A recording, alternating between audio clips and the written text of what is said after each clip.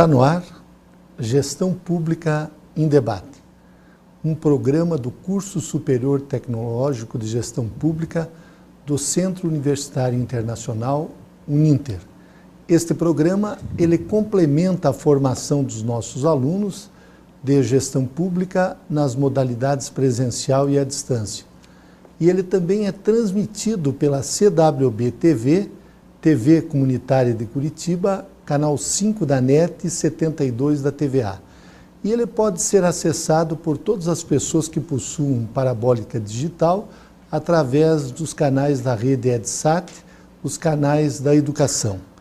Neste primeiro bloco, nós vamos entrevistar o professor Marcelo Vitorino, ele que é doutorando em Direito Tributário Internacional.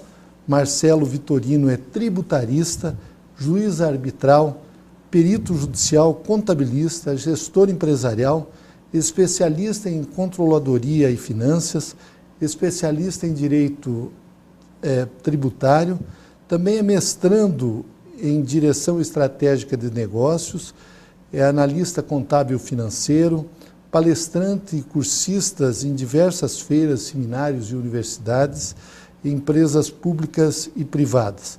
Ele é autor de vários artigos científicos e tem 2 obras publicadas: O Planejamento Tributário como Ferramenta de Gestão e O Direito aos Direitos Humanos. Hoje nós vamos, então, conversar com o professor Marcelo com o tema Tributos e Direitos Humanos. Esses são os livros do professor Marcelo Vitorino. O Direito aos Direitos Humanos, este livro aqui, e o outro livro de autoria do professor Marcelo é O Planejamento Tributário como Ferramenta de Gestão. Professor Marcelo, inicialmente eu quero agradecer a sua presença em Gestão Pública em Debate e eu gostaria que o senhor fizesse um paralelo entre os tributos, os impostos, as taxas, as contribuições e os direitos humanos. Dá para fazer um paralelo entre esses 2 campos do saber e instrumentos da vida humana? Boa tarde, Jorge. Boa tarde, telespectadores, senhores presentes e demais presentes. É uma honra estar aqui no seu programa. Fiquei muito lisonjeado com o seu convite e, paralelamente, dá para se fazer um enlace entre as 2 áreas. Embora a função do tributo seja gerir os cofres públicos, uma das funções intrínseca do recolhimento do tributo seria ajudar os menos favorecidos, acabar com o desemprego, com a miséria, até com as favelas existentes nas cidades. Isso seria a materialização do recurso que vem através dos tributos. Porém, isso muita gente sabe que 90% disso aí não é utilizado para os fins que deveria ser utilizado, como gerir os direitos aos direitos humanos dos menos favorecidos, aqueles que não têm acesso a uma educação, que não têm acesso a um saneamento básico e assim sucessivamente. Isso não é local, não é nacional, não é estadual, isso aí é a nível mundial. Você pega países do mundo aí, tipo, você pega lá os países da África principalmente, e os caras não têm nem um copo d'água como esse aqui para matar a sua sede. E quando você vê aí crianças desnutridas, adolescentes, idosos principalmente, que não tem o saneamento, não tem uma gestão pública eficiente que vai fazer com que essas pessoas tenham acesso aos níveis básicos que são defendidos pela Declaração dos Direitos Humanos. O professor Marcelo, o senhor é da escola que defende, que prega de que os tributos têm como finalidade a materialização dos direitos humanos, dos direitos fundamentais, esses direitos que o senhor acabou de citar, como, por exemplo, o direito à vida, o direito à saúde, o direito ao trabalho, o direito ao lazer, o direito à educação, seria essa a finalidade dos tributos? Uma das finalidades do tributo seria essa. E não simplesmente recolher tributos para dizer que vai fazer, vou construir estrada, só que não adianta você construir a estrada e a pessoa que vai utilizar, que precisa dessa estrada, não tem uma saúde para ir caminhar nessa estrada, não tem condições de chegar e ir a um parque para usufruir desses direitos. O senhor escreveu uma obra chamada O Planejamento Tributário como instrumento ou como ferramenta de gestão. Eu gostaria que o senhor falasse um pouco a respeito desse seu livro. Aliás, ele foi editado pela JM Editora, que é uma editora aqui em Curitiba, mas pode ser encontrada pela internet em qualquer parte do Brasil. Isso. É só colocar lá Marcelo Vitorino, o planejamento tributário como ferramenta de gestão. Acredito que várias editoras e várias livrarias no nosso país, elas estão disponibilizando esta obra. Sim, quem não tiver pode pedir para a própria JM ou entrar em contato com a própria livraria, a livraria entra em contato comigo. Essa obra é destinada a quem? A professores, a alunos, a estudantes, a empresários.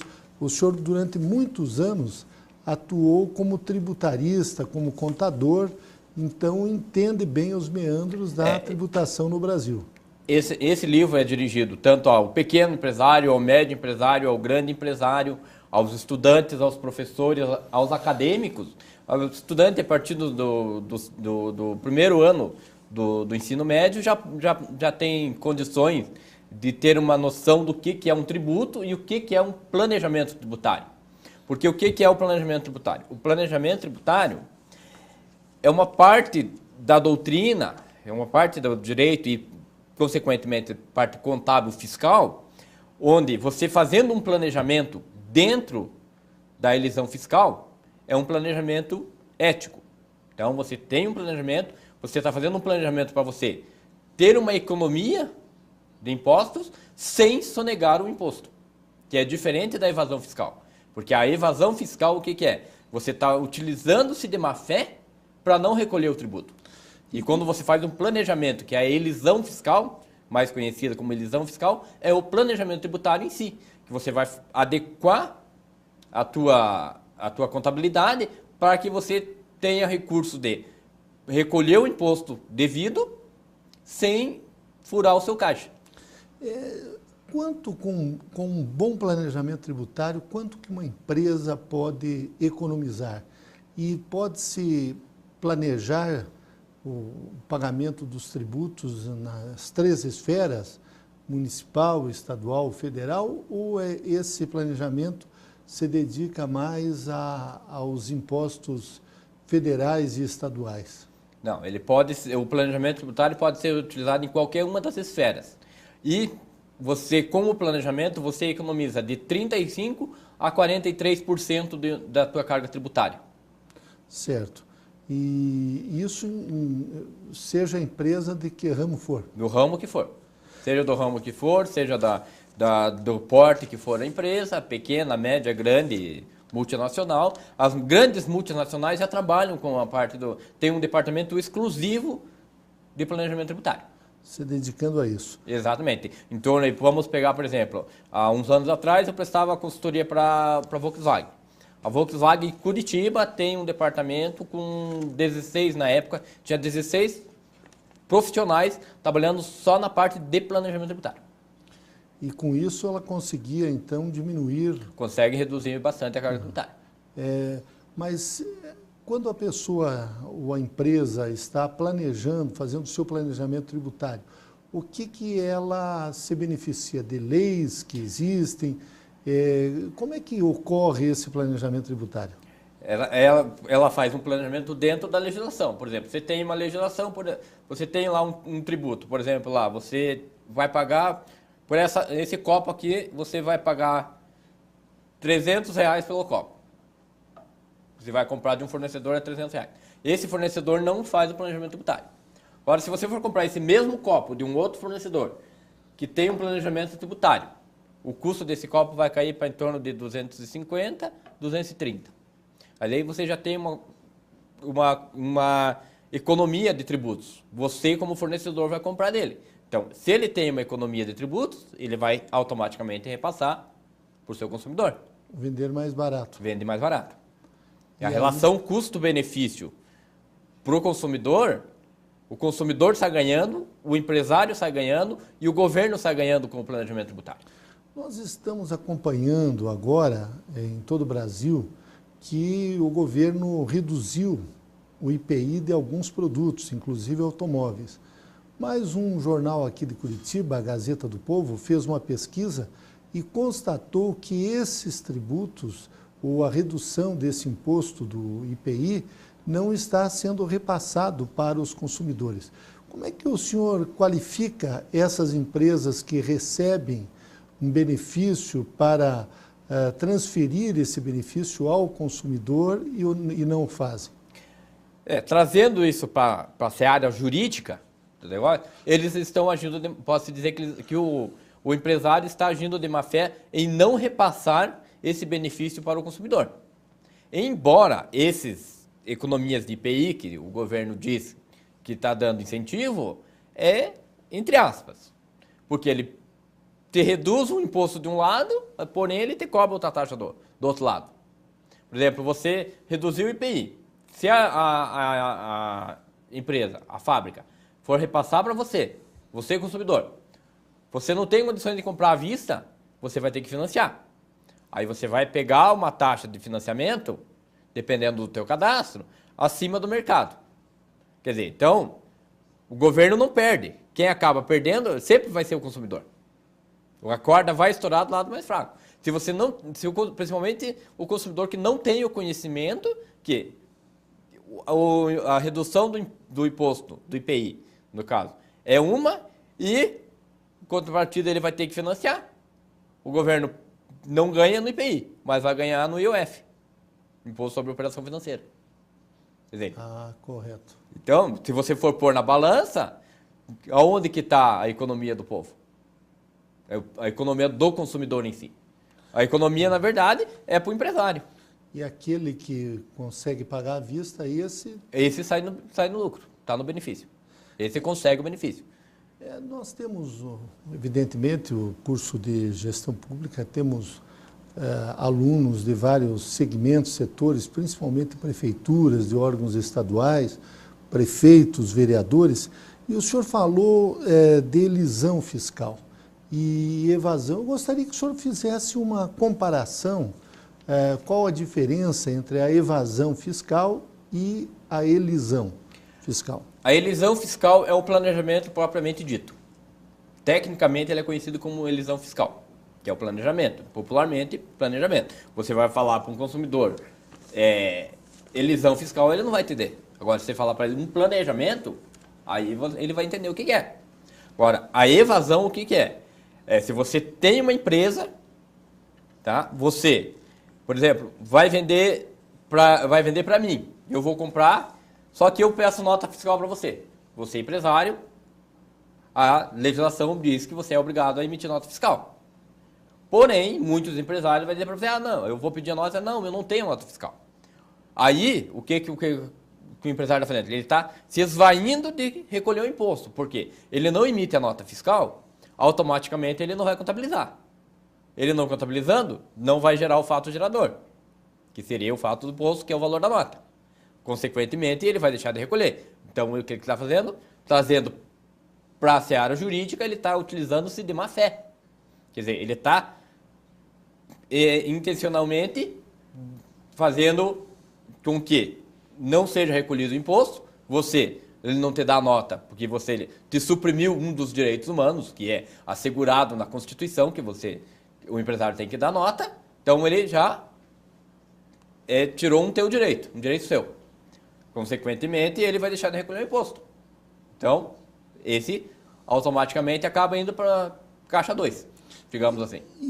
Então, senhor... Porque ele não vai recolher o imposto sobre essa venda. Ou ele vai fazer o seguinte, vai te vender com uma nota calçada. O que é a nota calçada?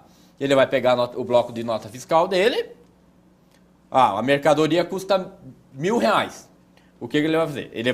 A primeira via que ele vai tirar para você, ele vai na segunda via, ele vai pôr uma espécie de um papelão, alguma coisa assim, que não passe o valor para outra nota, ele tira a nota no valor de R$1.000 para você, te deu essa nota no fiscal. Só que a nota que vai para a contabilidade dele, ele vai lá por R$100. Quer dizer, de vez de ele pagar 100 de imposto, ele vai pagar R$1. Quer dizer, então ele já está utilizando-se do dolo e da má fé para não recolher o imposto. Quer dizer, né, entre aspas, ele te deu nota, mas oficialmente ele não te deu a nota. Isso chama-se nota calçada. E o poder público, ele perde mais com a evasão ou com a elisão? Com a evasão. Porque a elisão ela estaria já prevista, digamos assim, no próprio orçamento público? Sim, ela é prevista no próprio orçamento público. Tanto é que já tem a legislação, há uns anos atrás, o governo tentou acabar com essa folia de elisão, de planejamento tributário. Ele editou uma normativa, só que é uma normativa que não pegou. Por quê? Os tributaristas foram em cima e provaram para o governo que, com a evasão, o governo vai sair no lucro do que deixar para fazer a evasão, que deixar de recolher o imposto. O senhor trata no seu livro também da elusão fiscal. O que vem a ser a elusão fiscal? A elusão fiscal é um instituto que fica entre a elisão e a evasão. Você não faz nem o recolhimento correto e nem a sonegação. O que você vai fazer? É tipo assim, a nota calçada. O valor é 1.000, você vai recolher o imposto sobre 100. E isso cai no instituto da elusão, que fica no meio termo dos dois. Não é nem a sonegação e nem o recolhimento correto. Fica para não dizer que não recolheu e para não dizer que não deu nota para o consumidor. Tem empresários que utilizam desse subterfúgio. O instrumento que o senhor falou que o governo baixou foi a medida provisória 66/2002, que foi uma norma anti-elisão. Porque a intenção do governo era para acabar com o planejamento tributário feito pelas empresas. Sim. Só que foi mais uma lei que não saiu do papel. Certo. Como muitas dentro no nosso país que está aí só para bonito, só para inglês ver, que nem diz o ditado português. E esta medida provisória continua em vigor? Ainda continua em vigor, mas porém não pegou. Não pegou. Isso. E até então a intenção do governo federal modificar essa legislação. Porém, como foi ano de eleição, era para ser esse ano, daí veio as eleições, agora ficou para o ano que vem, e daí já vem Copa do Mundo e acabou ficando de lado mais uma vez. Aqui no artigo 13 desta medida provisória diz que os atos ou negócios jurídicos praticados com a finalidade de dissimular a ocorrência de fato gerador de tributo ou natureza dos elementos constitutivos da obrigação tributária serão desconsiderados para fins tributários pela autoridade administrativa competente, observados os procedimentos estabelecidos nos artigos 14 e 19. Então, isso significa que o fiscal ele pode desconsiderar fatos que ele considere atos de elisão ou não? Sim, ele pode desconsiderar. Ele tem essa prerrogativa. Certo. Aí, claro, você tem aí o direito de defesa. O fiscal vai chegar na tua empresa, vai te notificar que ele está desconsiderando isso e vai te dar um prazo aí de 10 a 30 dias para você entrar com a defesa. Aí você vai se explicar e daí você tem como provar que isso daí, o que você está fazendo é correto e o que está... quando você não consegue resolver administrativamente, aí você tem a seara judicial que tem a barganha nesse sentido. No seu livro, O Direito aos Direitos Humanos, o senhor faz um histórico da questão dos direitos humanos, desde a Declaração dos Direitos Humanos pela ONU. Anteriormente, nós tivemos, durante a Revolução Francesa também, a Declaração dos Direitos do Homem. Eu gostaria que o senhor falasse a respeito disso. Como é que o senhor decidiu escrever um livro sobre direitos humanos e a importância desse livro na conscientização dos direitos de todos os seres humanos no nosso planeta? Não, bem, a ideia de escrever sobre direitos humanos foi justamente por quê? Porque a maioria do pessoal, da população mundial, não conhece os direitos humanos. Só ouve, um outro ouviu falar numa vez que existe uma tal de Declaração de Direitos Humanos. Mas o que é uma Declaração de Direitos Humanos? Ninguém sabe o que é, para que ela veio, para que ela serve. Como ela surgiu? Ela surgiu com a Carta das Nações, após a Revolução Francesa, a princípio para suprir os direitos de quem foi à guerra, dele e dos seus familiares. A partir daí, ela foi sendo ampliada gradativamente, até que em 1849, em Genebra, foi dado os 4 pilares da Declaração de Direitos Humanos, e assim ela foi se estendendo. Então, a partir dessa Declaração de Direitos Humanos de Genebra, então, os países que se interessaram pelos direitos humanos passaram a ser signatários dessa declaração. E todos assinaram um termo que se comprometendo que vão preservar, fazer valer a Declaração de Direitos Humanos em seu território. E ele, onde na própria declaração, com esses países signatários, eles dão refúgios humanitários, que o pessoal que, por exemplo, pega o pessoal de guerra, pega esse pessoal que veio recentemente, que entraram aqui pelo Acre ali, que vieram da Nigéria, que vieram extraditados, ou que saíram do país, fugidos, principalmente os países que estão em guerra, Afeganistão e outros daquela região, que a maioria veio para cá, que aí a própria ONU, em conjunto com a Caritas, que é uma associação ligada à Igreja Católica, que tem em mais de 200 países, elas fazem por valer a Declaração dos Direitos Humanos nos seus países. Aliás, o senhor até, no seu livro, o senhor aborda digamos, um tópico aí, um capítulo sobre Caritas. Eu gostaria que o senhor falasse a respeito da Caritas, que é uma instituição importante no mundo todo e que está aqui no Brasil já há muito tempo. Se o senhor pudesse aprofundar um pouco em relação à Caritas, né? A Caritas foi criada inicialmente ligada à Igreja Católica. Então, ela era um berço de dentro da Igreja Católica. Com o passar dos anos que ela começou, vamos dizer assim, a andar por si só, ela se afastou, né? Ela teve esse desligamento indireto da Igreja Católica, embora ela pegue muita a base da Igreja Católica, do Vaticano. Ela começou no Vaticano e se espalhou para todos os países do mundo. Hoje ela está em mais de 200 países, onde ela trabalha em conjunto não só com a Igreja Católica, mas com todas as igrejas, com todas as religiões do mundo, em conjunto com a ONU, onde ela dá assistência ao refugiado, seja de qualquer país que for. Se for, digamos lá, amanhã depois tiver que sair alguém aqui, que seja extraditado, digamos, daqui, vai mandar morar lá na África, tem a Caritas que vai acolher ele lá. A Caritas daqui, Brasil, vai entrar em contato e vai pôr essa pessoa em contato com a Caritas no outro país quando ele for para lá. O senhor falou de refugiados. O Brasil hoje está se transformando num país de refugiados também. Nós temos visto aí muita gente do Haiti entrando no nosso país, vindo para cá, também de países da África. Como é que está sendo o tratamento aos refugiados aqui no nosso país? O tratamento do refugiado, ele segue a cartilha da Caritas, que é uma cartilha no mundo, e essa Caritas é seguida, essa cartilha no mundo inteiro. E a partir do governo do Fernando Henrique Cardoso, que ele foi o primeiro governo que fez o Plano Nacional de Direitos Humanos.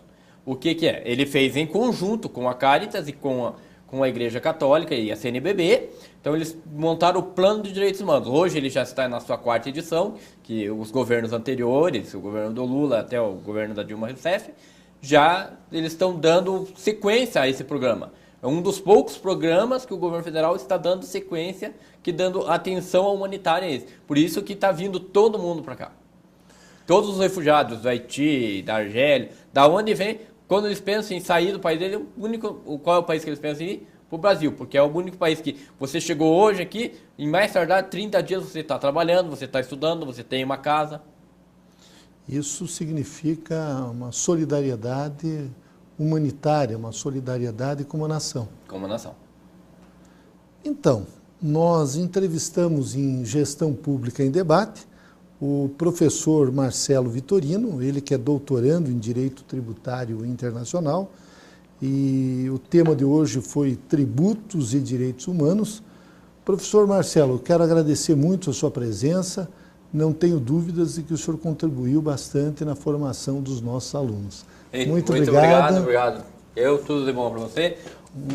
Foi um prazer e estou à disposição quando precisar, e aos telespectadores, muito obrigado. Obrigado.